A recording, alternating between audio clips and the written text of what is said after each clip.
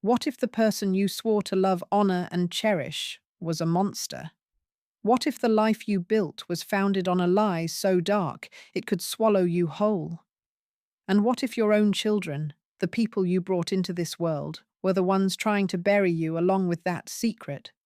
For Elizabeth Vance, a 70-year-old woman living in the quiet echo of her own life, a single cold-hearted text message didn't just cancel a family dinner, it ignited a fire that would burn down a 20-year-old deception, brick by brick.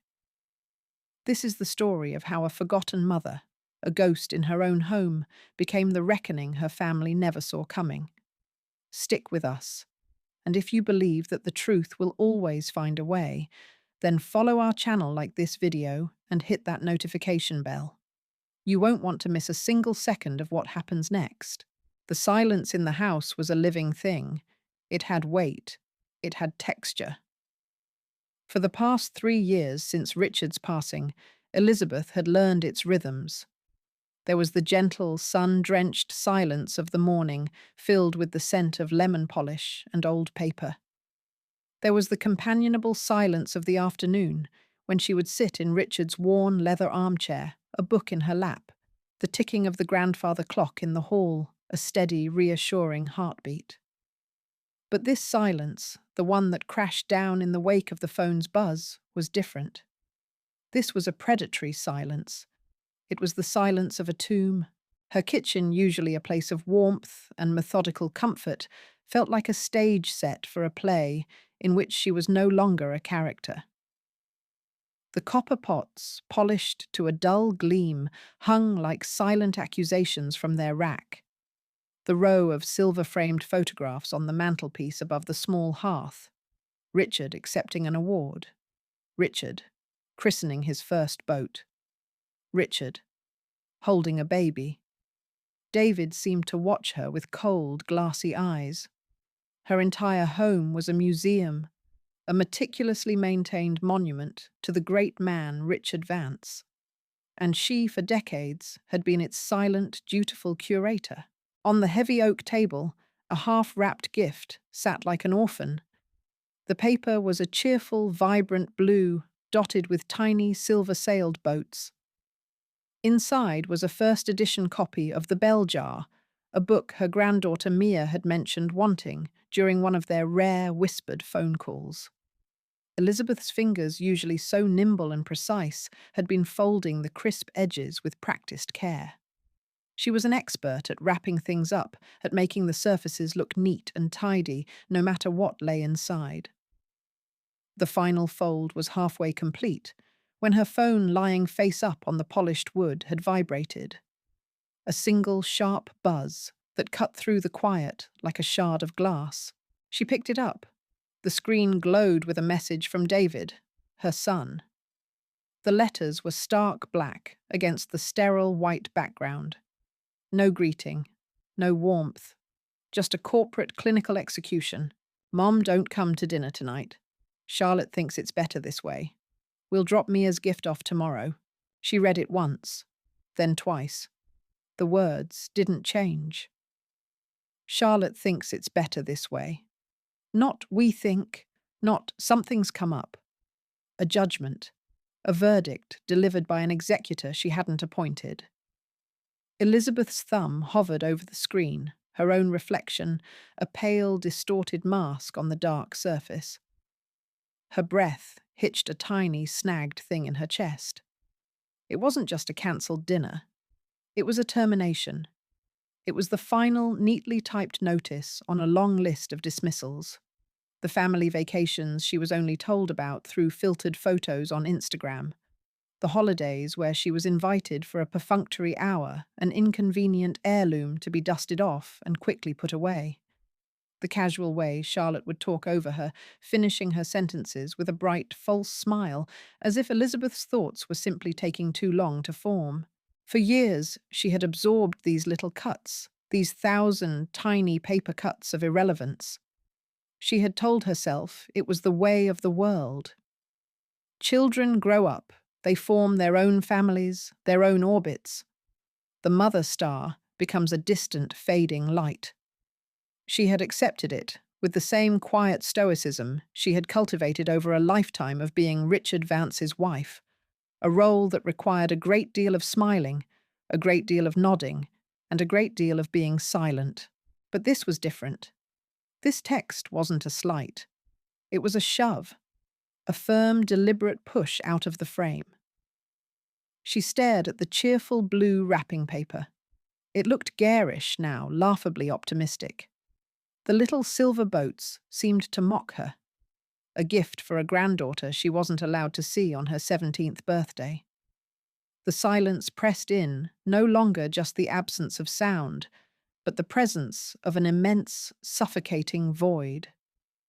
The grandfather clock in the hall began to chime, each resonant bong a hammer blow against the stillness, counting down the seconds of her obsolescence. 1, 2, 3, 4, 5. The house was so big. Too big.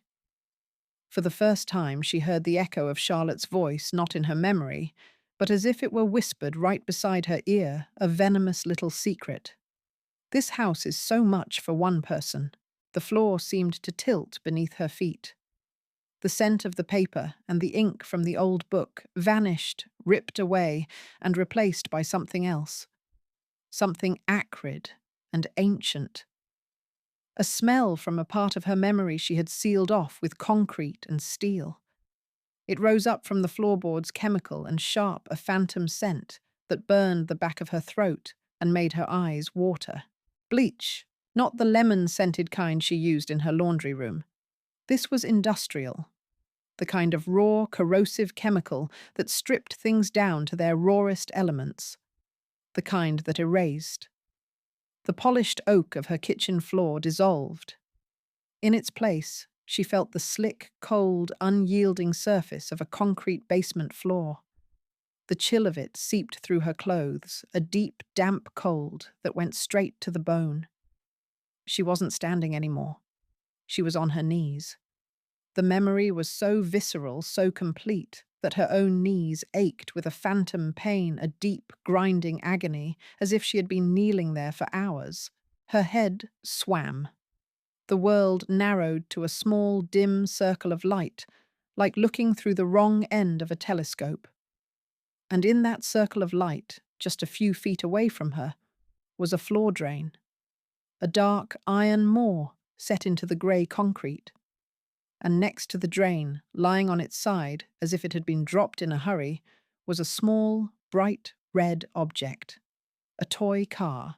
A little metal convertible, its red paint shockingly bright against the grim, washed-out grey of the basement. It was a splash of childhood in a place of profound and terrible adult knowledge. She could see the tiny silver hubcaps, the little black rubber wheels. One of them was still spinning a slow, lazy final rotation before it stopped. The image was a photograph, burned onto the inside of her eyelids. Bleach, cold concrete, a red toy car. It was a nightmare fragment, disconnected from any story she could recall. It belonged to the night Ethan disappeared. 20 years ago. Ethan Richards' brilliant, ambitious, and much younger business partner. The official story, the one Richard had told her with a sad, weary shake of his head, was that Ethan had been in over his head. Gambling debts, bad investments. He had embezzled from the company and skipped town, abandoning his wife and his little girl, Olivia. It was a tragedy, Richard had said, a betrayal, and everyone in Havenwood had believed it. She had believed it. But this memory... This wasn't a story about numbers on a ledger. This was physical. This was violent. The smell of bleach wasn't meant to clean a financial record. It was meant to scour away something physical, something that stained. For 2 decades, that scene had been locked away in a room in the back of her mind. A room with no windows and a heavy bolted door. She had never known she had the key. She hadn't even known the room existed. But the text message from her son, in its brutal, dismissive cruelty, hadn't just unlocked the door. It had kicked it off its hinges. And now, the thing that had been kept inside the cold, The pain, the smell of erasure was crawling out into the light of her warm, sunlit kitchen. She stumbled back, one hand flying to her mouth, the other gripping the edge of the heavy oak table to steady herself. Her heart was a frantic bird beating against the cage of her ribs. Am I going mad? The thought was a cold sliver of fear. Was this what happened when you grew old and alone? Did the walls of your mind begin to crumble, letting the nightmares leak through? Or was it worse? Was she finally remembering something real one seeing she had been made to forget? Her mind, reeling from the sensory assault of the past, scrambled for a foothold in the present, a reason for the cruelty that had triggered it all. And it landed with a sickening thud on a conversation that had taken place right here in this very room just a few evenings ago, before the text, before the bleach, before everything started to unravel. The memory was so clear, so sharp, it felt like it was happening all over again. The doorbell had chimed its pleasant two-note song, a jarring counterpoint to the tension that immediately flooded the house. David and Charlotte. They didn't need to use the doorbell. David had a key. But Charlotte always insisted. It was a performance. It established them as visitors, not family, a subtle distancing that was part of her extensive arsenal of social aggressions. Elizabeth had opened the door, a polite, practiced smile on her face. David? Charlotte. What a surprise, Liz, darling Charlotte had said, gliding past her into the foyer. She didn't walk. She moved with the frictionless grace of a shark. She was a woman assembled from a Pinterest board, the cashmere sweater in a shade called oat milk, the minimalist gold jewelry, the perfectly blown-out hair that fell in a shimmering curtain around a face that was a testament to expensive skincare and injectable fillers. She smelled of money and a faint floral perfume that seemed to colonize the air wherever she went. She ran a lifestyle brand, an Instagram empire built on the aesthetics of hollow perfection. Charlotte Vance Lifestyles. It was a masterclass in monetizing envy. David followed in her wake, looking apologetic and uncomfortable, as he always did in this house. He was a successful real estate developer, a man who could command boardrooms and negotiate multi-million-dollar deals, but in the presence of his mother and the ghost of his father, he shrank. He became a nervous boy again, perpetually seeking an approval he could no longer receive. He kissed the air next to Elizabeth's cheek, his eyes darting around the familiar room as if seeing it for the first time. We were just in the area Mum he'd said the lie, thin and transparent. Thought we'd pop in. Charlotte was already drifting through the living room, her eyes scanning, assessing, appraising. She ran a manicured finger over the mahogany mantelpiece. This house, she'd sighed, her voice, a carefully calibrated mix of admiration and pity. It has such incredible bones, but it's so much for one person to manage. There it was, the opening salvo. Elizabeth felt a familiar tightening in her chest, the bracing for a battle she was always destined to lose. She had led them into the kitchen, offering tea, the ritual of civility, a thin shield against their true purpose. As she filled the kettle, she could feel their eyes on her back. We just worry about you. Liz Charlotte continued settling herself at the oak table, not in the chair of a guest, but in the one Richard had always occupied. A power move, subtle but clear. All alone here. What if you fell? I'm perfectly capable of standing, Charlotte Elizabeth had replied, her voice quiet but firm. She set out the good china, the delicate porcelain cups painted with violets. Her wedding china. David, ever the nervous lieutenant, jumped in. What Charlotte means, Mum, is that we've been looking at some options. For you. For your future. He pushed his glasses up his nose, a nervous tic from childhood. There's this new community that just opened up over in Northgate. It's incredible. More like a resort, really. The Evergreen Meadows. Charlotte chirped, pulling out her phone, and swiping through a gallery of professionally staged photos. She held it out. Elizabeth saw images of smiling, silver-haired seniors playing pickleball, a bright, airy dining hall with a buffet, a pristine swimming pool. It looked like a luxury cruise ship that had run aground in Connecticut, a place where you went to wait for the end in beige-coloured comfort. They have a bistro? A cinema water aerobics Charlotte listed as if she were a real estate agent selling a property, and 24-hour medical staff on site. It would be such a load off our minds to know you were safe, to know you were being cared for. The words hung in the air, thick and suffocating. Cared for. Managed. Safe. They were talking about her as if she were a piece of aging infrastructure, a problem to be solved, an asset to be liquidated. Elizabeth looked from the glossy, sanitized images on the phone to the face of her son. He wouldn't meet her gaze. He was staring at his hands, his thumbs rubbing against each other. He knew what this was about. It wasn't about her safety. It was about the house. This house, sitting on 2 acres of prime Havenwood real estate, was an inheritance they couldn't cash in while she was still living in it. She was the final obstacle, the ghost in the machine of their financial planning. She pushed the phone away gently. "This is my home, David," she said, her voice betraying none of the cold fury that was building inside her. "Your father built this house. Our memories are here." Charlotte let out a soft, pitying sigh. "Oh, Liz, we know. But memories can be a burden. Sometimes starting fresh is the healthiest thing." A new chapter. She leaned forward, her voice dropping to a conspiratorial whisper, the kind of tone one uses with a child or a simpleton. "And honestly, think of the market. A property like this. The timing is perfect. You'd be set for life. You'd never have to worry about money again."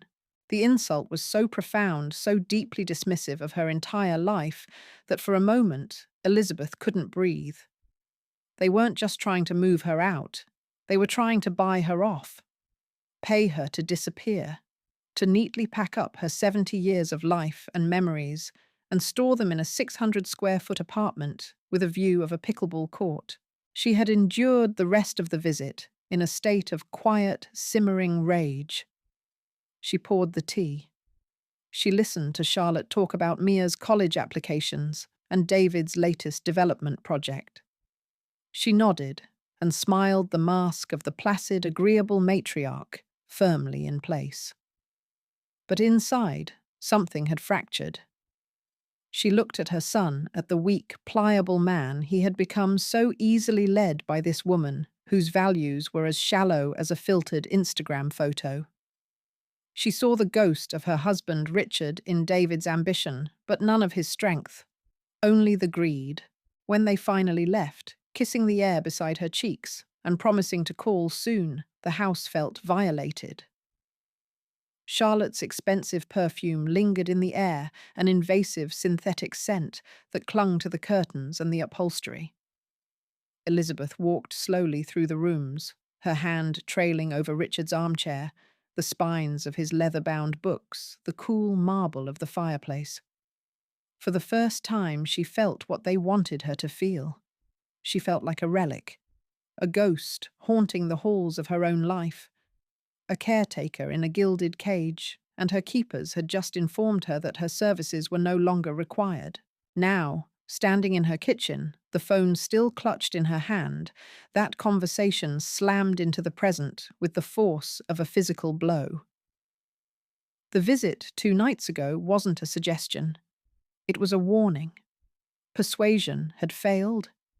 They had tried to sell her on the resort, the Gilded Cage, and she had refused. So now they were moving to the next phase of the plan: isolation, cutting her off, making the loneliness of the big house so acute, so unbearable, that she would have no choice but to surrender. The text message wasn't just cruel, it was strategic, and it was the biggest mistake they could have possibly made. because in trying to bury her, they had accidentally handed her a shovel. In pushing her into the dark, they had forced her eyes to adjust, and now she was beginning to see things that had been hidden there for a very, very long time. The memory of the bleach, the cold concrete floor, the little red toy car. It wasn't a product of grief or a symptom of dementia. It was a clue, a loose thread in the perfectly woven narrative of her life. The narrative that Richard had written, that David and Charlotte were trying to edit, and that she had accepted without question for 20 years. She looked down at her hands. They were trembling, but not from fear or weakness. It was the trembling of a current being switched on after a long dormancy. The house was silent again, but the silence had changed once more. It was no longer empty. It was filled with questions. It was the charged silence of a library, before closing time, the quiet hum of a server room, the expectant hush of a courtroom before the verdict is read. Elizabeth Vance, the quiet widow, the dutiful mother, the ghost in the gilded cage, straightened her back. She slid the phone into the pocket of her apron. She walked over to the half-wrapped gift on the table, picked it up, and with a slow, deliberate motion, she began to carefully, precisely unwrap it. The cheerful blue paper came away, revealing the stark, dark cover of the book beneath. She wasn't sending it tomorrow. She wasn't going to be managed. The war had been declared not with a shout, but with a sterile, cowardly text message, and she, in the sudden, shocking silence of her own home, had just decided to fight back. The hunt for the truth had begun. And she knew with a certainty that chilled her to the bone that it started somewhere in the dark, damp basement of this very house. The hum of the old desktop computer was a sound Elizabeth hadn't heard in years. It was a low, guttural whir, the sound of a sleeping beast stirring. For 2 days, she had moved through her house like a ghost, the silence a thick blanket she couldn't throw off. David's text message hadn't just cancelled a dinner. It had fractured the very foundation of her reality. The grief for Richard, a constant, dull ache, had been replaced by something sharp and cold, a shard of ice in her heart. Humiliation. That's what it was. The slow, creeping realization that to her son and his wife, she was not a mother, but a problem to be managed, an asset to be liquidated. Now that humiliation was solidifying into something else, something hard and clear. Resolve. She sat at Richard's old mahogany desk, a throne she had never dared to occupy when he was alive. Her fingers, usually knotted with a touch of arthritis, moved with a surprising deftness over the keyboard. She wasn't just a widow anymore. She wasn't just a grandmother. She was a librarian. A retired one, yes. But the skills, the instinct for order and information never truly left. They only went dormant. A new email address, anonymous and untraceable. Then Instagram. The app felt alien on her old phone, a bright, noisy world of curated perfection. She typed in a username, a small, grim smile touching her lips for the first time in days. Haven Woodwatcher 6. It sounded ominous. Good. Charlotte's profile was public, of course. A shrine to a life built on aesthetics and brand partnerships. Havenwood living. Blessed. Family first. The irony was a physical taste in Elizabeth's mouth, bitter as unsweetened tea. She began to scroll, not with the idle curiosity of a passerby, but with the methodical precision of a researcher collating data. She didn't just look at the pictures, she studied them. She catalogued the brand of yoga pants Charlotte wore, the organic market she frequented, the passive-aggressive captions aimed at unnamed energy vampires.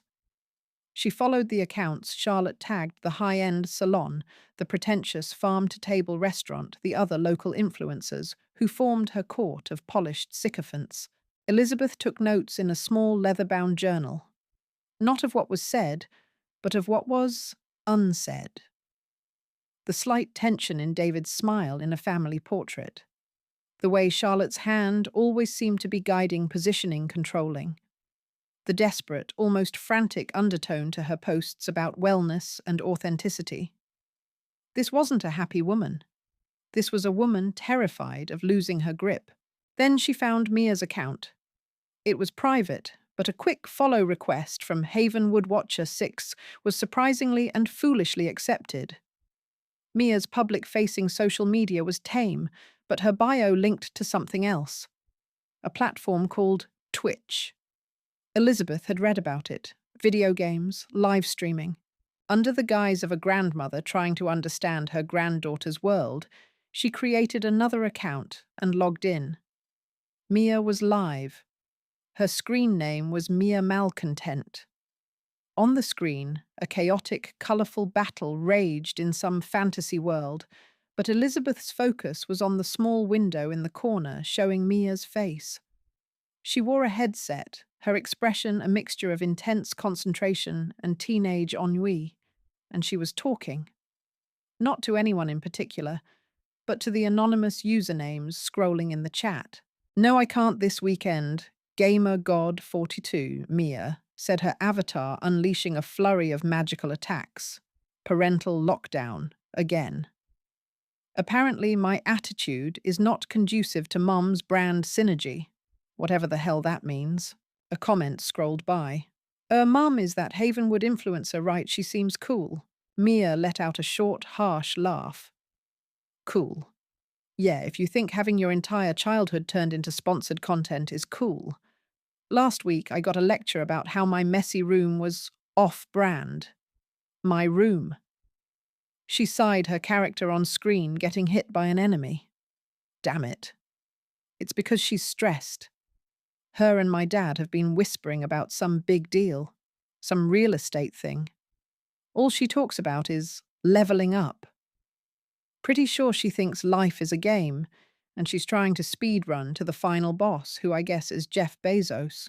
Elizabeth leaned closer, her heart a slow, heavy drum. A big deal. Whispering. "Yeah, I know," Mia continued, responding to another comment. "It's always about money. They want to move. Or they want me to move. With them. And they want Grandma to, go to a home." She said the last words with a palpable distaste. "Dad's a wreck about it. He just does whatever Mom says. It's like he's scared of her. Or, I don't know. Something else. It's weird." Elizabeth clicked off the stream, the silence of her own home rushing back in, but it was different now. It was charged. The online world, which she had viewed as frivolous and shallow, had just handed her a map of the fault lines running through her family, the friction, the fear, the greed. She felt a brief, sharp pang of guilt, spying on her own granddaughter, using Mia's unguarded honesty as a weapon. But the feeling was quickly extinguished by the cold fire that had taken root in her soul. This wasn't about revenge anymore. Not entirely. It was about the truth. A truth that had been buried for 20 years. A truth that was beginning to push its way to the surface. And as she sat there, the memory came again, unbidden. Not a soft, hazy recollection, but a full-body sensory assault. The sharp, chemical bite of industrial bleach. The brutal cold of a concrete floor seeping through the thin fabric of her slacks, a phantom ache in her knees, and the glint of something small and red. A toy car lying near a dark, circular drain. The image was so vivid it was dizzying. It wasn't just a memory, it was a compass point. It was pointing down, to the basement. The door to the basement was at the back of the kitchen behind the pantry. In all their years in the house, it had been Richard's domain. A place for his tools, his forgotten projects, his carefully boxed-up history. Elizabeth had rarely ventured down there. It smelled of damp earth sawdust and time. Her hand trembled slightly as she pulled the chain for the single bare light bulb.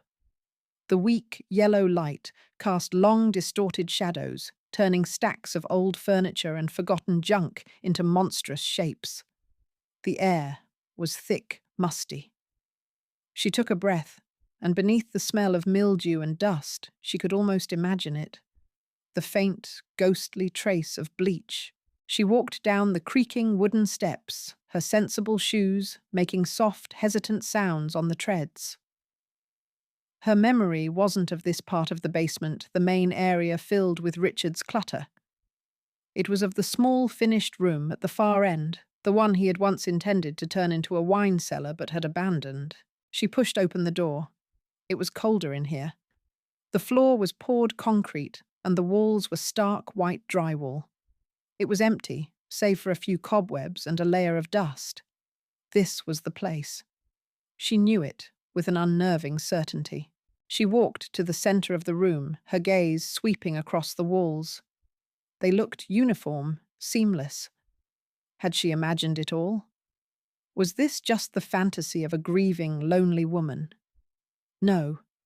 The feeling was too real. The cold in her knees, the smell in her nostrils.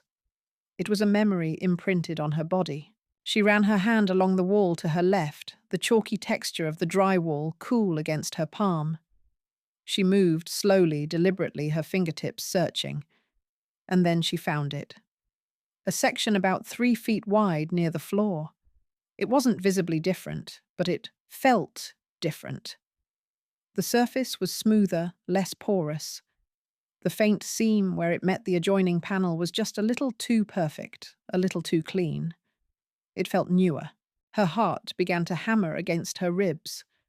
She hurried back up the stairs, her movements no longer hesitant, but fueled by a frantic energy. She rummaged through the kitchen junk drawer, her hand closing around the cold, heavy steel of a multi-tool. Richard's. Back in the cold room, she knelt. The concrete floor was just as unforgiving as she remembered. Using the flathead screwdriver attachment, she wedged the tip into the faint seam and pushed. At first, nothing.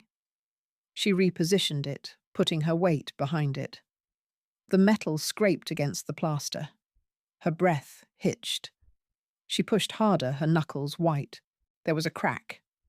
A small splintering sound that was deafening in the silence. Then a section of the drywall gave way, crumbling inward. A dark, hollow space was revealed behind it. It wasn't a grave. There was no body. For a wild second, relief and disappointment warred within her. Then she saw the box. It was a small metal document box, the kind used for important papers. It was sealed not with a lock, but with a strip of thick industrial tape. It had been placed there with care. Preserved. With trembling fingers, she pulled it out. It was heavier than it looked. She sat on the cold floor, the dust settling around her, and used the screwdriver to slice through the tape. The lid creaked open. Inside, nestled on a bed of yellowed cheesecloth, were the artifacts of an interrupted life. There was no weapon, no written confession. There was something far more chilling. A set of keys on a simple metal ring. A house key, a car key. Mundane, banal. The keys of a man who intended to come home. Next to them, a faded photograph. A smiling young man with kind eyes. Ethan had a little girl perched on his shoulders. The girl, maybe 5 or 6, had her arms wrapped around his head, her face buried in his hair in a fit of giggles. They were in a sunny park, the light golden and warm. It was a picture of pure, uncomplicated joy, a life that had a future. And underneath the photo, lying in the corner of the box, was a small die-cast toy car. It was painted a bright, cheerful red. Elizabeth picked it up. The metal was cold in her palm. It was the car from her vision, the one she had seen glinting by the drain on the floor all those years ago. This wasn't a collection of random items. It was a curated tomb, a shrine to a man who had vanished. Richard had built this. Her meticulous, orderly, secretive husband had walled up these mementos. Why to remember, or to ensure a secret was kept? It wasn't proof of a crime that would stand up in court. It was something more powerful. It was a psychological anchor. It was the truth made tangible. It told her that Ethan hadn't just run off. He hadn't abandoned his laughing daughter. His disappearance had been managed, curated, and sealed behind a wall of plaster and lies. And her husband had been the architect. The cold fire in her soul burned brighter, consuming the last of her grief and fear. Her war was no longer quiet. It was about to get a voice. The following week, the air in the house began to change. Elizabeth's revenge was not a storm. It was a shift in barometric pressure, a change in the atmosphere that was unsettling and impossible to pinpoint. She started in the living room with Richard's shrine. The mantelpiece above the fireplace was a testament to his obsessive order. His collection of briar pipes was arranged in a perfect ascending row on a custom-made stand. His heavy, ornate tobacco tin was always on the left, his lighter on the right. Elizabeth picked up the largest, heaviest pipe, its dark wood smooth in her hand. She remembered Richard tapping it out in the evenings, the rhythmic sound a part of the house's heartbeat. With a steady hand, she moved it from the far right end of the stand to the second position on the left, disrupting the perfect symmetry. It was a small, petty act. But to anyone who knew Richard, it was an act of sacrilege. It was wrong. Next, she went shopping. Not for groceries, but for a weapon. She found it in the cleaning aisle of the supermarket. A plug-in air freshener. The scent was called Clean Linen. To Elizabeth, it smelled of nothing but bleach, a sharp, sterile chemical aroma. She plugged it into an outlet in the main hallway near the front door. Within an hour, the faint, cloying scent permeated the ground floor. It clung to the curtains. It settled on the upholstery. It was the ghost of her memory now made manifest. David and Charlotte were due for one of their check-ins, the visits that felt more like inspections. Elizabeth was ready. She sat in her armchair, a book open in her lap, the picture of placid fragility. They came in, Charlotte leading the way, her expensive trench coat rustling. "Elizabeth, hello," she said, her voice bright and brittle. David hovered behind her, a strained smile on his face. "Hi, Mom." Charlotte stopped dead in the entryway.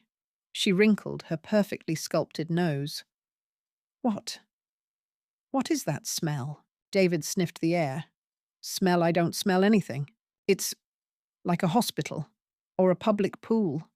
Charlotte said, her eyes darting around the room, a flicker of irritation in them. "It's awful." Elizabeth looked up from her book, her expression one of mild confusion. "Oh dear. Is there a smell my sinuses must be acting up? I bought one of those new air fresheners. The girl at the store said it was very popular. Clean Linen, I think. It smells like bleach." Charlotte snapped, her polished composure cracking for a fraction of a second. She ran a hand through her hair. "It's giving me a headache." Later, as they were having tea, Charlotte's gaze drifted to the mantelpiece. She stared at it for a long moment, a frown creasing her brow. She didn't say anything, but Elizabeth saw it. The flicker of confusion. The sense that something was out of place, that the rigid order of the universe had been subtly disturbed. Elizabeth played her next card. She let out a small, deliberate sigh. "David, darling, would you be a dear?" The security camera on the front porch has been on the fritz. It keeps flickering.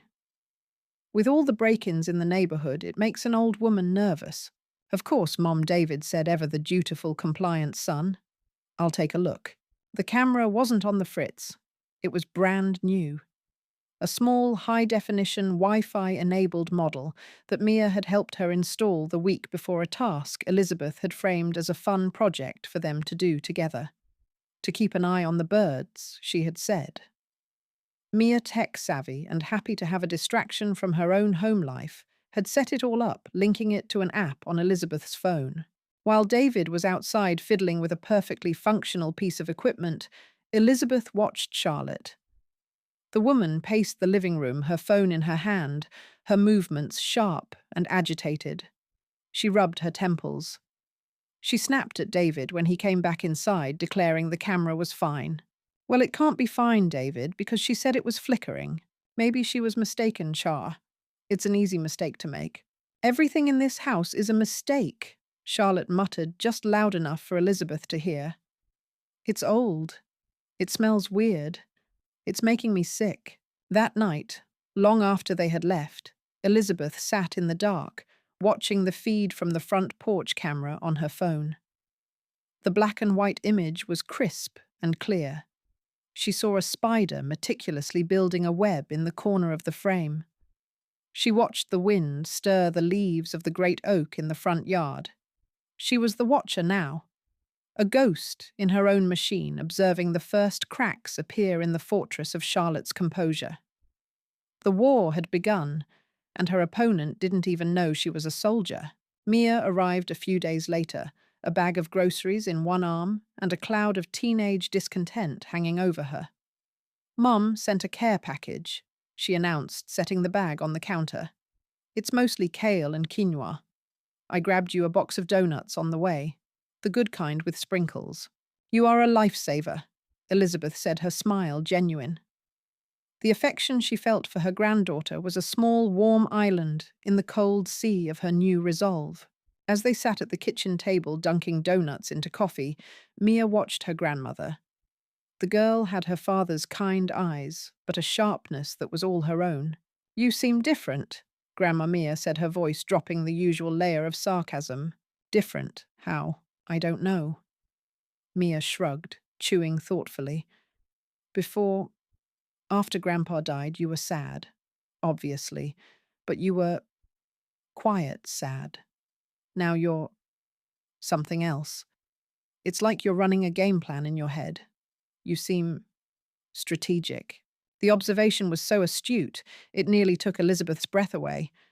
I'm just trying to keep busy, dear. Mia didn't look convinced. She took a sip of her coffee. Is it because of what Mom and Dad want the house? Elizabeth simply looked at her, letting the silence answer. Mia let out a frustrated sigh. I knew it. Mom is completely obsessed. It's all she talks about. This new development deal she's trying to land. It's her masterpiece, apparently. She wants to be a developer now, not just an influencer. She's been schmoozing with contractors and city council members for months. It's a huge deal, a contract to tear down that whole block of derelict buildings over on Elm Street and put up luxury condos. Elizabeth kept her face placid, a mask of grandmotherly interest, but her blood ran cold. She says it'll revitalize the neighborhood. Mia continued using air quotes. But it's just about the money. The centerpiece of the whole property is this one old abandoned house. It's been empty for like 20 years. Ever since the guy who owned it just disappeared. Mum says getting the title for that house is the final piece of the puzzle. It's holding everything up.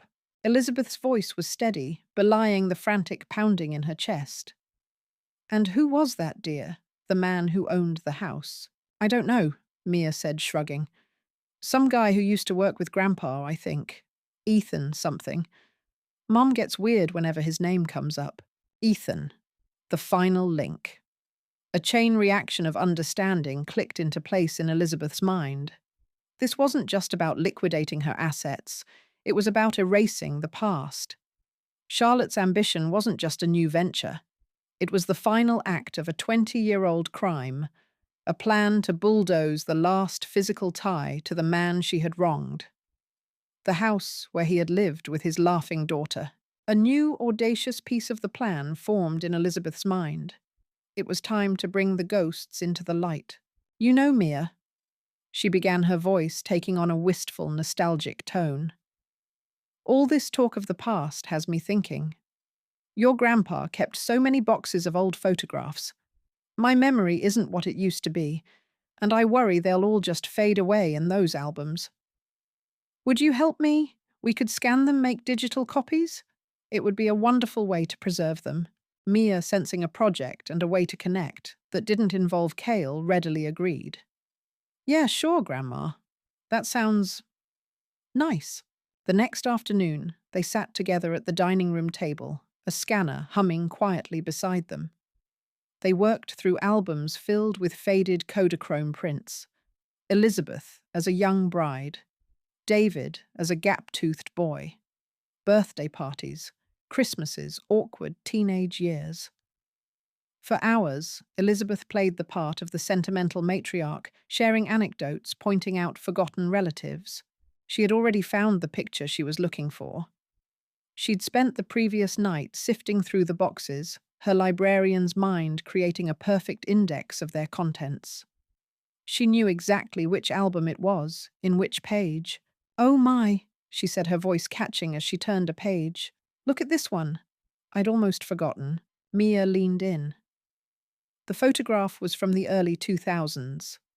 It showed a younger Richard Broad and confident, with his arm around a much younger, more hesitant David. They were standing on a muddy construction site, a half-finished building frame rising behind them. And standing with them, smiling warmly, was Ethan. He looked vibrant, full of life, a blueprint tucked under his arm. The three of them partners standing proudly at the site of a project. But Elizabeth saw more. She saw the way Richard's hand wasn't just on David's shoulder, but gripping it. A gesture of ownership, not affection. She saw the faint shadow of unease in David's eyes, even as he smiled for the camera. And she saw Ethan blissfully unaware, standing beside the two people who would orchestrate his end. "Who's that with Grandpa and Dad?" Mia asked, pointing at Ethan. "That was Ethan," Elizabeth said, her voice soft but clear as glass. "Richard's business partner. Your father looked up to him a great deal." She watched Mia study the photo, her sharp eyes taking in the details. Then Elizabeth took the photograph from the plastic sleeve. She held it in her hand, the glossy paper cool against her skin. It wasn't just a picture of three men. It was the nexus, the point where past crime and present greed converged. It was a photograph of a motive, and in her hand it felt less like a memory and more like a weapon waiting to be aimed. The dinner party was no longer a vague idea. It was an inevitability, a stage waiting for its final devastating scene. The old house was quiet, but it was a different kind of quiet now. Not the hollow, lonely silence that had pressed in on Elizabeth for years, but a silence of purpose. A stillness, like the deep breath before a plunge. She sat not in her usual armchair, worn with the ghost of Richard's presence, but at his mahogany desk in the study. The room smelled of old paper and leather, a scent she had once found comforting, a reminder of his power. Now it was just a room. The power was hers. Her phone felt unnaturally heavy in her hand. For days, she had moved through the house like a ghost, but a ghost with a plan. She had reread her own digital footprints, the innocent comments on Mia's streams, and studied the enemy's territory. Charlotte's curated world of beige perfection on Instagram. She had descended into the basement and stood before the strange, smooth patch of drywall, feeling the cold certainty in her bones. She had found the box, the pathetic, heartbreaking relics of a life cut short. Keys, a faded photograph, and the little red car. Each discovery was not a shock, but a confirmation. A tightening of a knot in her stomach that had been there for 20 years. A knot that was finally becoming a weapon. Now it was time to set the stage. Her thumb hovered over the screen, the blue light illuminating the age spots on her skin. She wasn't trembling. Her hand was as steady as the conviction that had settled in her heart. She typed the words with a precision she hadn't felt in decades, the click-clack of the virtual keyboard sounding like the cocking of a gun in the silent room. The message was a shard of ice. "I am hosting a dinner on Saturday evening to finalize my decision about the house's future. It is imperative that you and Charlotte attend. I've also invited a few people to help me with this important transition." She read it once, twice. The tone was perfect, uncharacteristically firm, imperative. It was Richard's language, the language of command, but the will behind it was entirely her own. She pressed send. The small delivered notification appeared beneath the blue bubble. The first stone had been cast. Miles away, in a minimalist kitchen that looked like a magazine, cover a phone chimed. Charlotte picked it up from the marble island, a frown creasing her brow for a fraction of a second before her Botox-smoothed skin settled back into placid beauty. She read the message, her lips thinning. David, she called, her voice echoing slightly in the cavernous open-plan space. Your mother has texted. David appeared from his home office, his shoulders already slumped in preemptive apology. He was always apologizing for his mother, for the house, for the past he couldn't seem to escape. He took the phone from Charlotte's outstretched hand. He read the message. Oh, well, that's direct. Imperative. Charlotte scoffed, turning to her ridiculously expensive espresso machine. The hiss of steam filled the silence. She's never used that word in her life. She's finally cracking. This is it. You think so? David asked, a note of hope, or perhaps just weariness in his voice. Maybe we should just call her. Charlotte turned, holding a tiny white cup. Her eyes were hard. No, we play this her way. She wants a dramatic little dinner to announce her surrender. Fine. We'll give her an audience. She took a delicate sip of coffee. She's a lonely old woman, David. She wants to feel important one last time before we ship her off to Shady Pines. This is her last gasp of control. Let her have it. David looked back at the phone at his mother's words. A few people to help me with this important transition. A flicker of unease, a cold worm of a feeling twisted in his gut. Who do you think she's invited? The lawyer? Probably, Charlotte said, waving a dismissive hand. Or some sentimental old biddy from her bridge club to hold her hand while she signs the papers. Don't overthink it. This is a good thing. She walked over to him, placing a manicured hand on his arm. Her touch was cool. This is our final hurdle, darling. By next month, this will all be over. We'll have the property, the contracts will be signed, and your mother will be safe and sound where she can't interfere anymore. She was already planning the renovations in her head, tearing down the dark, oppressive walls, letting in the light, erasing every trace of Richard of the past, erasing Elizabeth. David nodded, letting her confidence wash over his own anxiety. She was right. Of course she was right. It was the final hurdle. He typed out a reply, his thumbs feeling clumsy compared to his mother's newfound precision. Of course, Mom. We'll be there. Let us know what we can bring. The response came back almost instantly. Just yourselves. The Saturday evening air was heavy and still holding the day's heat. The sun was setting, casting long, distorted shadows across the lawn of the Vance house. Inside the dining room was a masterclass in tension. Elizabeth had set the table not for a family meal, but for a state dinner. The good silver, which hadn't been used since Richard's last disastrous Christmas party, gleamed under the low light of the chandelier. The crystal glasses shone. The white linen tablecloth was stark and unforgiving. It felt less like a dining room and more like an operating theatre. An empty stage, waiting for the tragedy to begin. The doorbell chimed a sharp, intrusive sound. Elizabeth moved from the kitchen, her steps measured and calm. She smoothed the front of her simple black dress and opened the door. David and Charlotte stood on the porch, a portrait of success.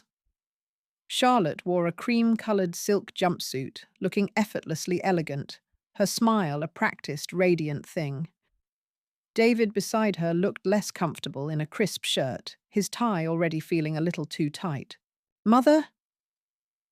Charlotte said, her voice dripping with saccharine sweetness as she stepped inside, air-kissing the space beside Elizabeth's cheek.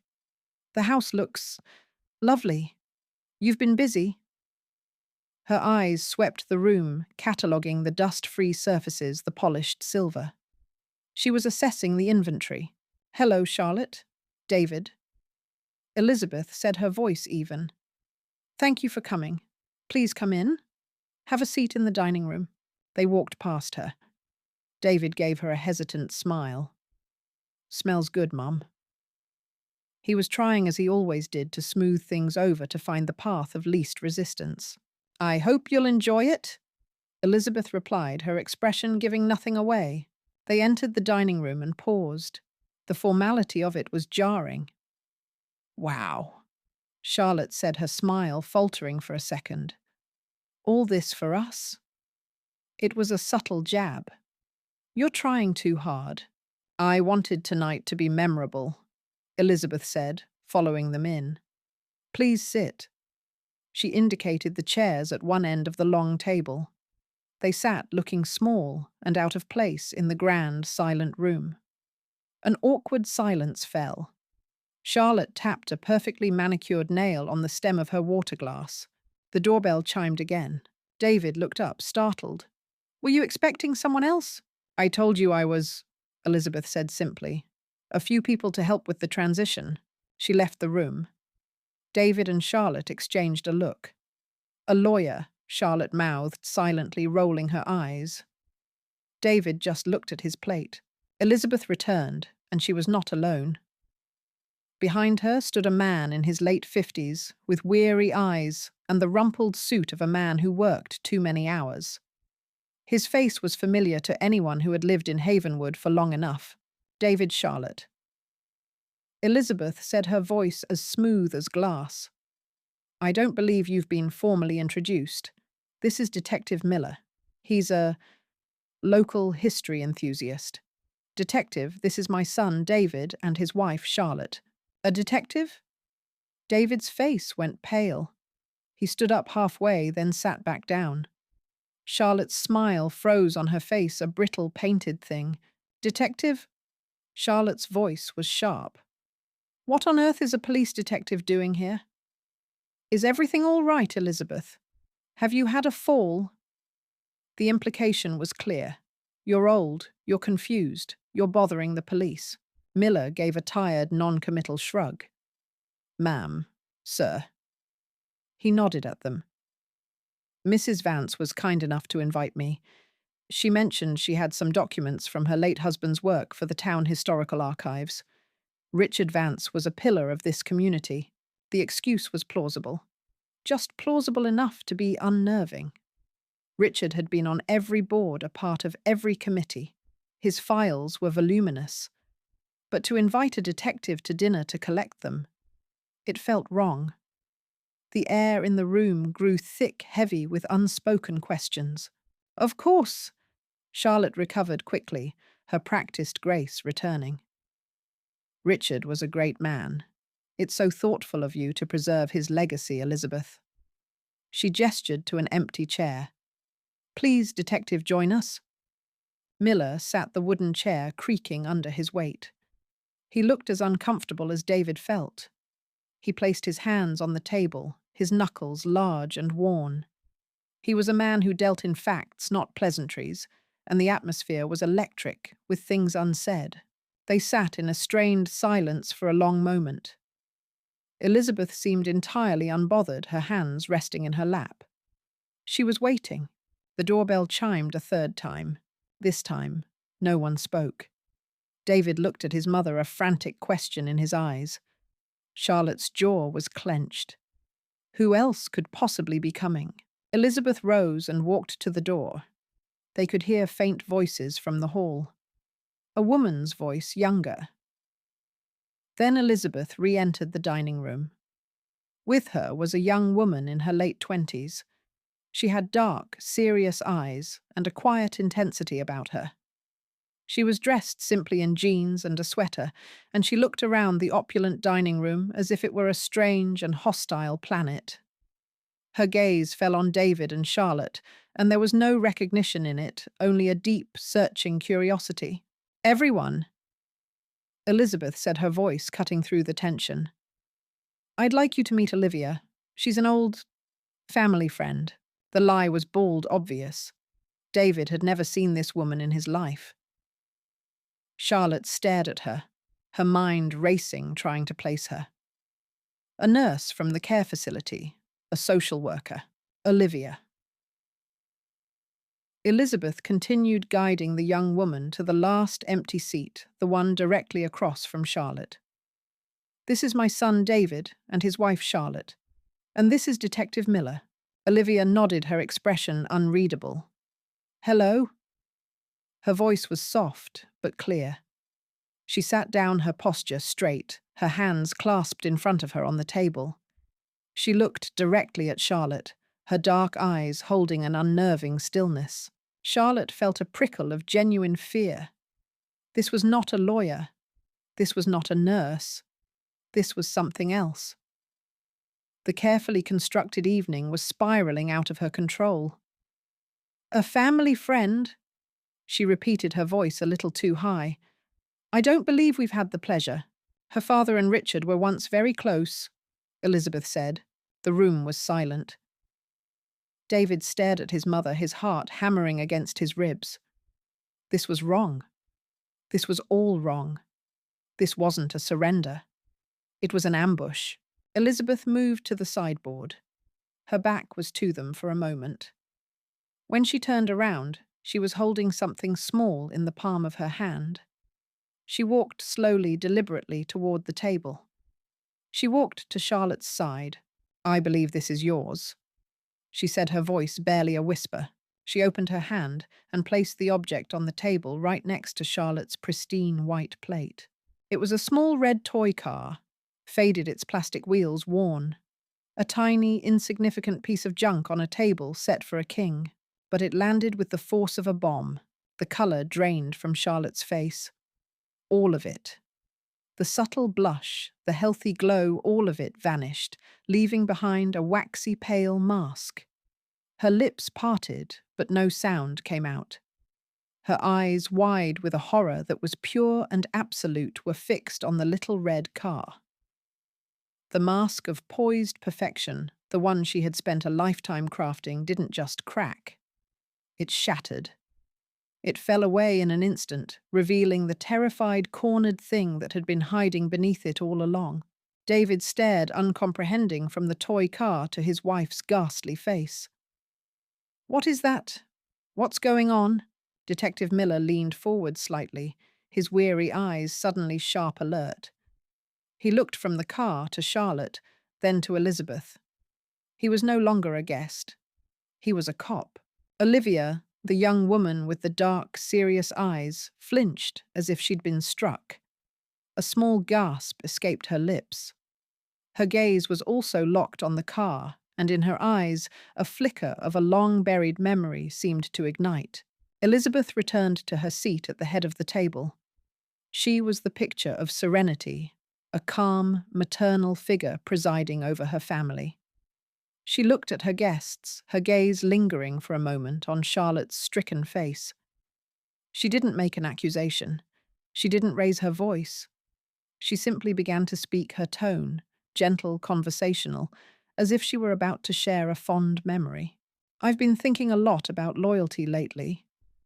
She began, her voice filling the suffocating silence. "About the stories houses keep. This house, it has kept so many secrets. Richard's secrets. My secrets." She paused, letting the words hang in the air.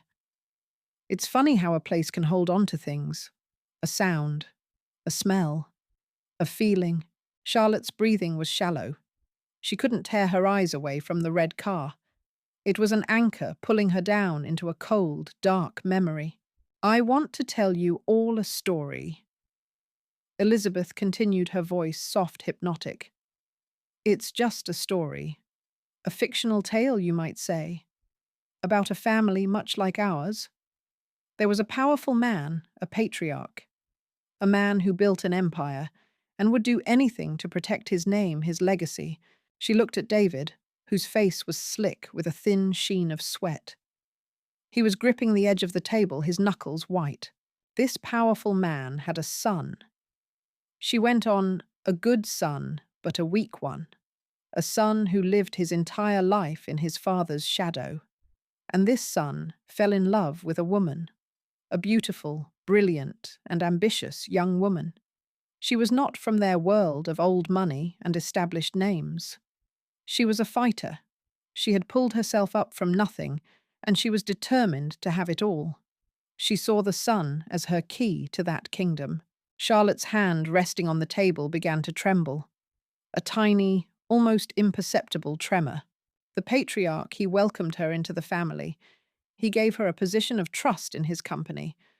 But ambition, it can be a hungry thing. The young woman started small, skimming a little here, a little there, fudging the numbers. She was clever, you see. She thought no one would ever notice, but someone did. Elizabeth's eyes shifted, moving from Charlotte to the empty space beside her. It was as if she was seeing a ghost. There was another man in this story, a junior partner in the business, a bright, honest young man with a family of his own, a little girl he adored. He was loyal to the patriarch, and he discovered what the ambitious daughter-in-law was doing. He found the proof. He couldn't believe it at first. But the evidence was undeniable, so he did what any decent man would do. He confronted her. He told her he was going to tell the patriarch everything. Olivia, the quiet young woman, closed her eyes. A single tear traced a path down her cheek. She didn't wipe it away. The daughter-in-law was terrified. Elizabeth's voice dropped to a conspiratorial whisper. Her dreams, her perfect future, it was all about to be destroyed. So she asked the partner to meet her. Here, at the family home. She said she wanted to explain, to beg for his forgiveness. He agreed. He was a kind man, perhaps too trusting. The room was deathly quiet. The only sound was the frantic, shallow rhythm of Charlotte's breathing. They met in the evening. She lured him down to the basement on some pretense. And there, in the dark, she made her desperate promises. She begged, she pleaded, she tried to bargain. But he wouldn't budge. He had a conscience. He was going to expose her. Elizabeth paused. She picked up her water glass, her hand perfectly steady, and took a small sip. She set it down without a sound. And then there was a spill, she said, her eyes boring into Charlotte's. A terrible, clumsy spill. Perhaps a bottle of wine. Or maybe something else. Something that required a very strong cleaning agent to remove the stain from the concrete floor. The kind of industrial-strength bleach that has a particular cloying smell. The kind of smell that gets into the walls and never quite leaves if you know what you're smelling for. Charlotte made a small choking sound, and there was a struggle. Elizabeth continued, relentless. A push.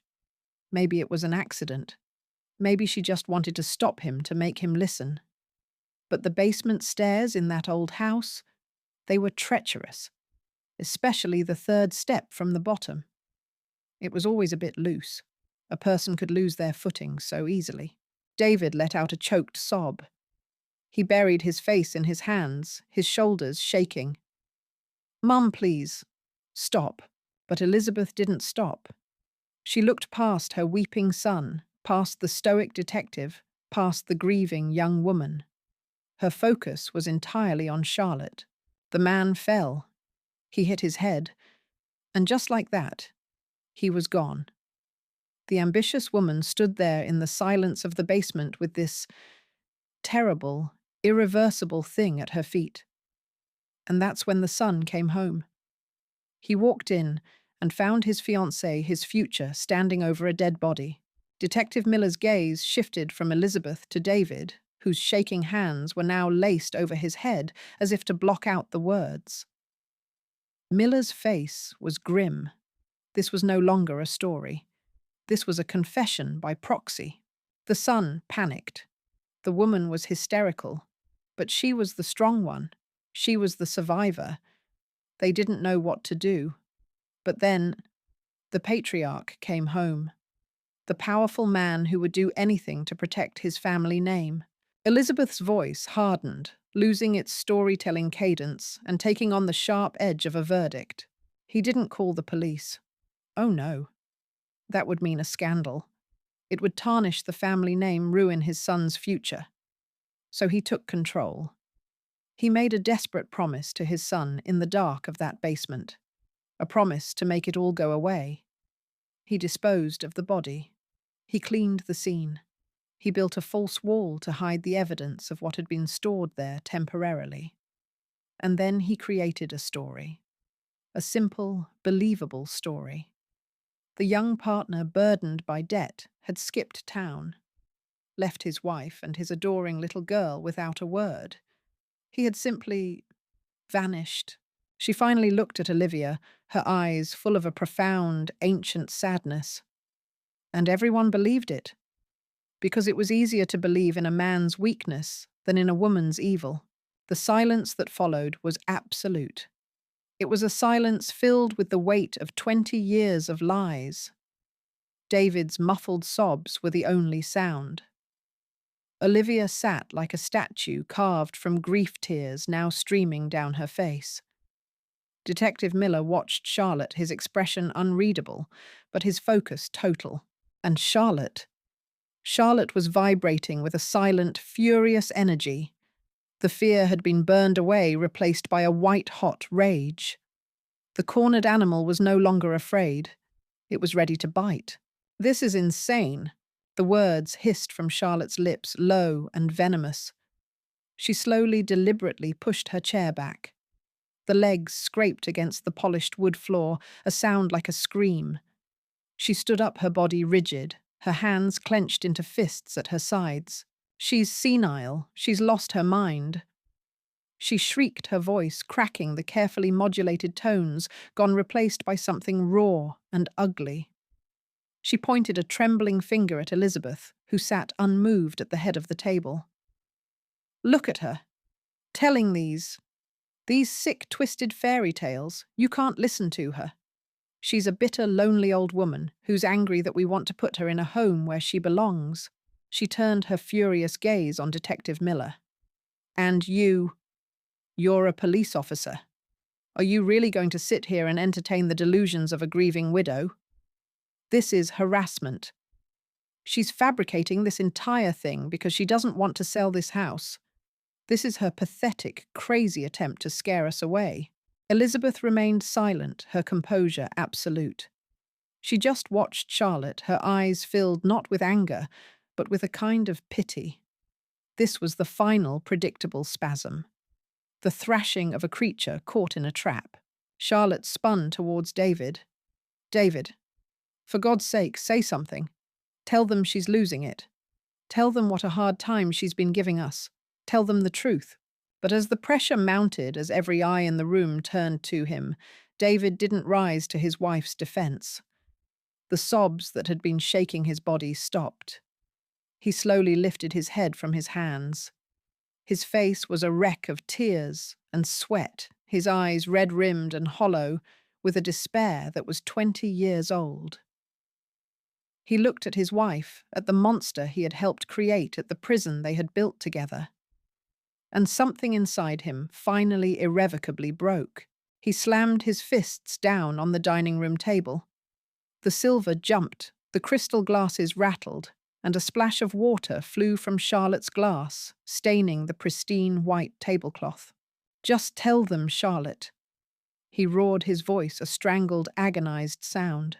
"For God's sake, just tell them the truth." The room froze. Charlotte stared at him, her mouth agape, her face a mask of shocked betrayal. This was not part of the plan. He was supposed to be weak. He was supposed to follow her lead. David turned his ruined face to a stunned Detective Miller. The words started spilling out of him, a torrent of confession, a desperate, pathetic plea for absolution that had been dammed up for 2 decades. "It wasn't my father," he sobbed, shaking his head frantically. "He covered it up, yes, but he didn't do it. It was her. It was always her." He pointed a shaking finger at his wife. Charlotte flinched as if he had physically struck her. "David, no." "Yes!" he screamed. 20 years. 20 years I've lived with this. I came home. I came home and she was standing there in the basement. Ethan. Ethan was on the floor. His head. Oh God, his head. He choked on the memory, gagging. She told me he fell. David gasped, looking at Miller, at Olivia, at anyone who would listen. She said it was an accident, that they were arguing, and she just pushed him away and he fell. But she was the one stealing from the company, not Ethan. She was embezzling my father's company. Ethan found out. He was going to tell my dad. He was too good, too honest. And she killed him for it. The shocking truth, the real ugly truth, finally spilled out into the open. I didn't know what to do. David cried, his voice dropping to a pathetic whimper. I loved her. I was going to marry her. I was about to call the police. I swear I was. And then my father got home. He saw everything. He saw the body. He saw her. He saw me. He took a ragged breath, the final, darkest secret about to be exhumed. He didn't do it to protect her. David said, his voice trembling with a lifetime of resentment. He never cared about Charlotte. He did it to protect me, to protect the family name, the Vance legacy. He took over. He sent me upstairs, told me not to come out. He handled everything. He got rid of the body. He patched the drywall where he kept him for a night. He invented the whole story about Ethan running away, leaving his family. He finally looked at his mother, his eyes pleading for an understanding she could never give. But it wasn't a gift, Mom. It wasn't protection. It was blackmail. The word hung in the air, more shocking than the murder itself. He held it over our heads for the next 20 years. David whispered, the fight gone out of him, leaving only a hollowed-out shell. Every decision, every holiday, every family dinner, it was there. The secret. He owned us. He owned me. He owned her. He used it to control every aspect of our lives. To make sure I did what he wanted, that I married who he approved of, that I never ever stepped out of line. He bound us to him with what she did. That was his real legacy, not the buildings, not the money, the control. He buried us alive in this house with him. The story was finally complete. Not a tale of a loyal patriarch protecting his family, but a sordid saga of murder, blackmail, and 20 years of silent servitude. Richard Vance wasn't a hero who covered up a crime for his son. He was a tyrant who weaponized a secret to ensure his dynasty's survival and his own perpetual power, even from beyond the grave. Charlotte stood frozen, exposed, not just as a killer, but as a puppet. Her ambition hadn't bought her a kingdom. It had bought her a cage gilded by Richard and locked by David's weakness. Her face, stripped of rage and fear, was now utterly terrifyingly blank. Detective Miller slowly rose from his chair, his movements deliberate. He pulled his phone from his pocket. His weary eyes looked from David's broken form to Charlotte's catatonic one, and then finally to Elizabeth, who sat at the head of the table in the ruin of her family, a queen who had just checkmated the world. I think? Detective Miller said, his voice quiet, but carrying the finality of an earthquake. You all need to come down to the station. The shattering of a wine glass against the hardwood floor was the first sound to break the spell. It was David, his hand trembling so violently he'd knocked it from the table. Red wine, dark as blood, spread like a guilty stain. Then came the chaos, not in a rush, but as a slow, creeping flood. Charlotte was on her feet, her face a mask of incandescent rage, the perfect hostess finally irrevocably broken. You senile old witch, she hissed, her voice a venomous tear in the fabric of the elegant room. You've lost your mind. David, tell her. Tell this cop, that she's making it all up. But David couldn't speak. He was a collapsed ruin of a man, his body convulsing with silent, heaving sobs. His gaze was fixed on the polished floor, as if the entire history of his cowardice was reflected in the spreading pool of wine. Detective Miller, who had remained preternaturally calm, now moved with quiet authority. He nodded to the uniformed officer who had been waiting discreetly in the hall. "Officer Jennings, please escort Miss Vance to my vehicle. We'll need to take her statement downtown." "Statement? You're arresting me? On the word of a crazy old woman and this pathetic child." Charlotte gestured wildly at Olivia, who hadn't moved, her young face pale and set like stone, her eyes locked on the little red toy car. It sat there, a tiny damning monument on the white tablecloth.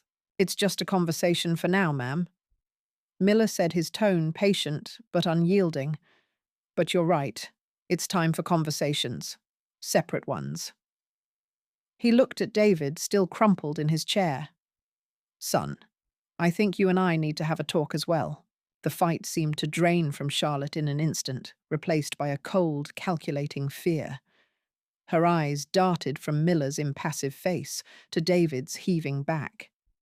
She saw it then, the betrayal, the final, absolute severing of their pact of silence. David had broken. Her shield was gone. As the officer gently took her arm, she didn't resist. She threw one last look at Elizabeth. It wasn't a look of hatred anymore. It was a look of pure, unadulterated shock, as if she were seeing Elizabeth for the first time, not as a relic, not as a nuisance, but as the architect of her doom. Elizabeth just sat there, a spectator at the demolition of her own family. She watched them lead her son and daughter-in-law out of the house, their departures punctuated by the dispassionate crackle of police radios. Olivia finally looked up, her eyes swimming with 20 years of unshed tears. She reached out a trembling hand, and her fingers brushed against the little red car, a greeting and a goodbye all at once. The hours that followed were a blur of sterile procedure imposed upon a lifetime of secrets. The house, once a sanctuary of curated memories, was transformed.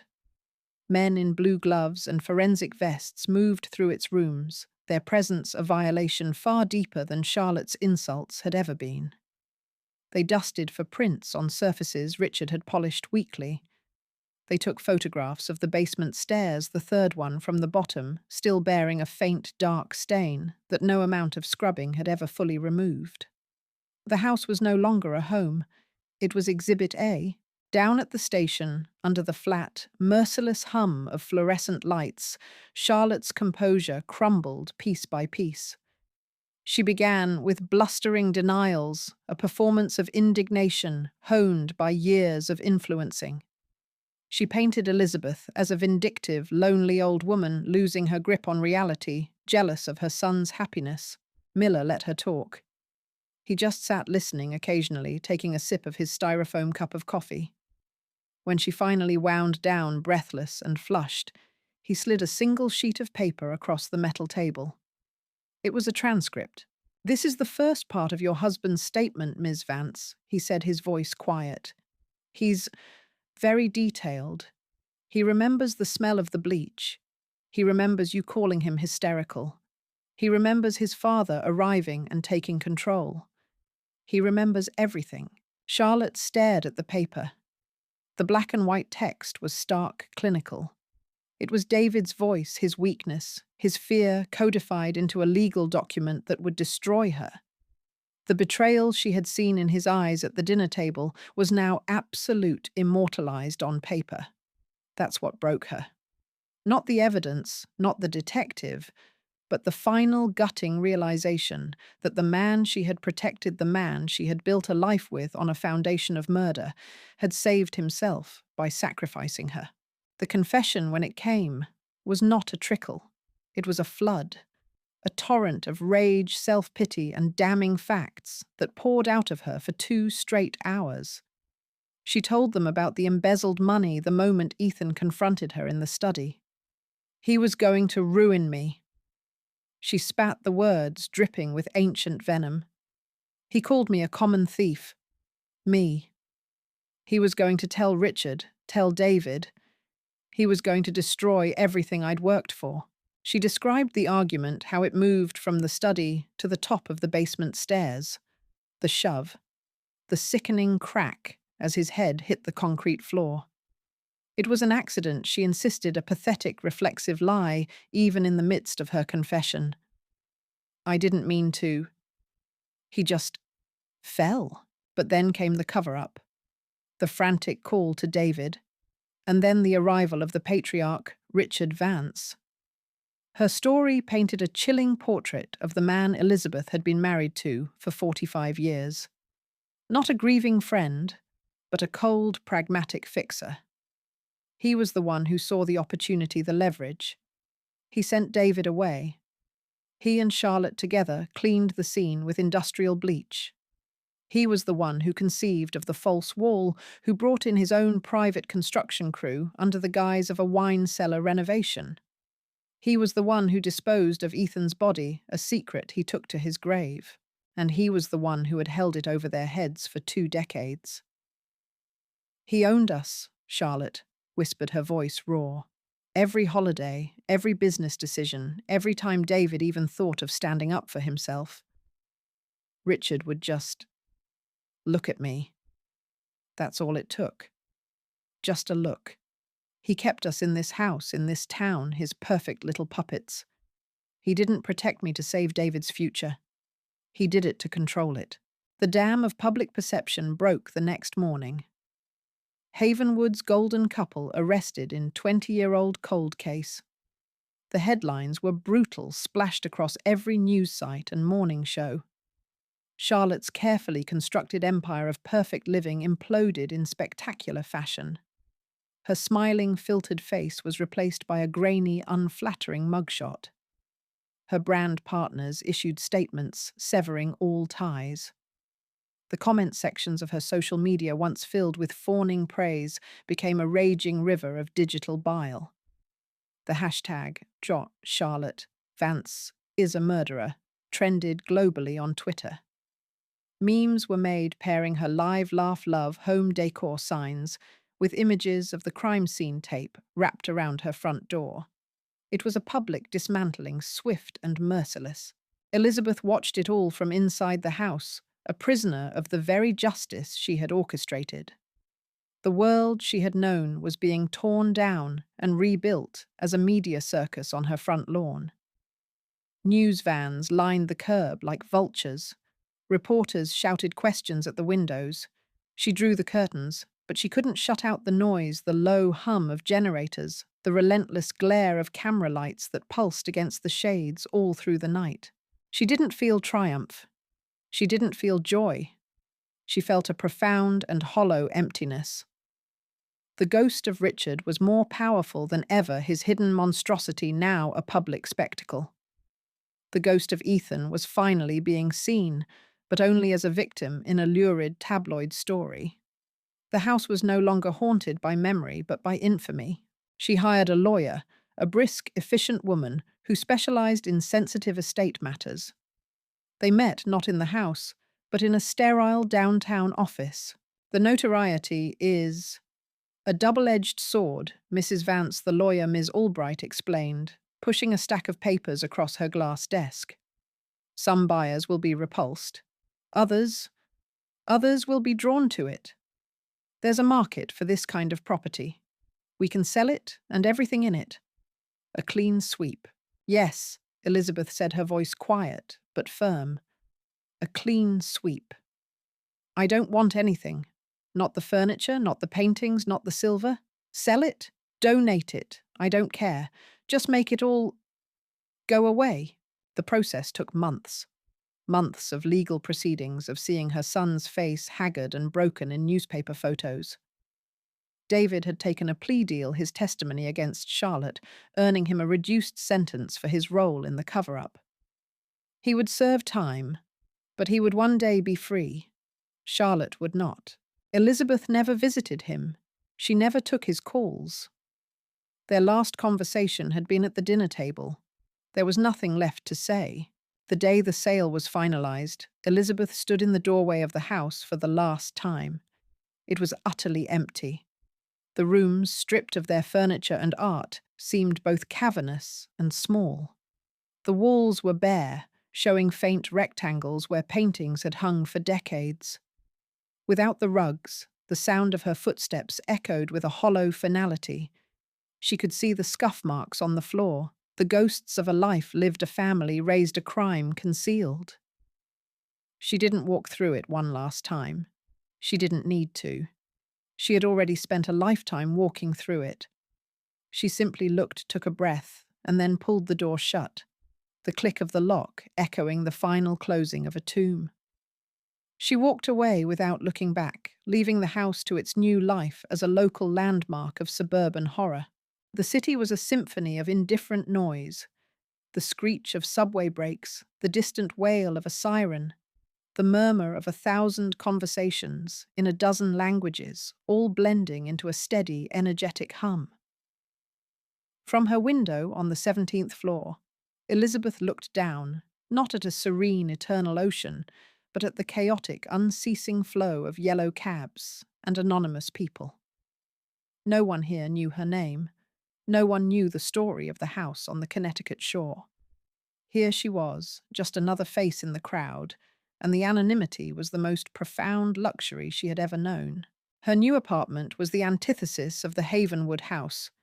It was minimalist modern, with clean lines and white walls. The furniture was sparse and functional. There were no heirlooms, no portraits of the dead, no collections of crystal or silver. Nothing in this space had a memory attached to it. It was a blank page. For weeks, she had simply existed in this new silence. A silence that was not empty or lonely, but peaceful. It was the silence of a held breath finally released. She explored her new neighborhood on foot, finding a small bakery with good coffee, a bookstore with a knowledgeable owner, a park where she could sit and watch the city live its life, utterly oblivious to her. A letter had arrived that morning, the paper thick and creamy, the handwriting a familiar, youthful scrawl. It was from Mia. Her granddaughter had started her first year of college here in the city, a choice Elizabeth knew was no coincidence. She'd unfolded the pages, slowly reading the words that served as the true epilogue to her old life. "Grandma," it began, "I'm sitting in the campus library and it's huge and intimidating, and I probably should be studying for my sociology midterm, but I can't stop thinking about you. Mum calls sometimes from the facility.